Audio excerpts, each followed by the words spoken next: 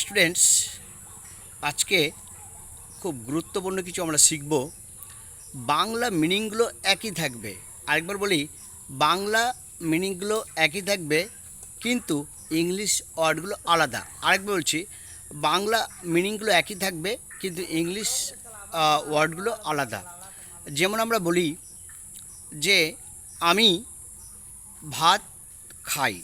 একটা কথা বলি, আমি ভাত খাই, ভাতকে কিন্তু আমরা চিবিয়ে খাই। আবার যখন আমরা জল খাই, তখনও কিন্তু বলি যে আমি জল খাই। দেখো, জলকে কিন্তু আমরা গিলে খাই, তবুও বলি আমি জল খাই। ভাতকে আমরা চিবিয়ে খাই, তবুও বলি আমি ভাত খাই। এবার বলি আমি চা খাই। এবার আমরা চাকে একটু আলাদাভাবে খাই, সুরুক মেরে খাই, তাও কিন্তু আমরা বলি আমি চা খাই।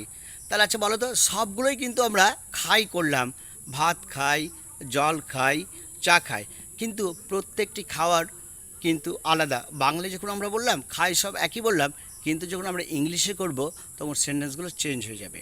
যেমন আমরা ভাতকে চিবিয়ে খাই, ভাত রুটি চিবিয়ে খাই, তখন কিন্তু যে খাবারগুলো আমরা চিবিয়ে খাই সেই খাবারটাকে কিন্তু ইট বলতে হবে। আরেকবার, যে খাবারগুলো আমরা চিবিয়ে খাই সেই খাবারটাকে ইট বলতে হবে।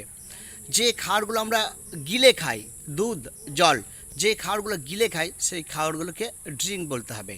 তাহলে যে খাবারগুলো আমরা গিলে খাই সেই খাবারকে ড্রিঙ্ক বলতে হবে। যে খাবারগুলো আমরা স্রুক মেরে খাই, চা বা কফি, চা বা কফিকে আমরা গিলে খাই না, স্রুক মেরে খাই।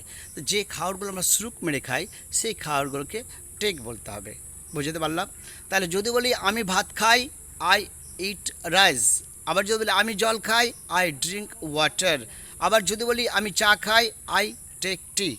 তাহলে ভাতের ক্ষেত্রে, রুটির ক্ষেত্রে ইট হবে, জলের ক্ষেত্রে, দুধের ক্ষেত্রে ড্রিঙ্ক হবে, চা বা কফি টেক বলতে হবে।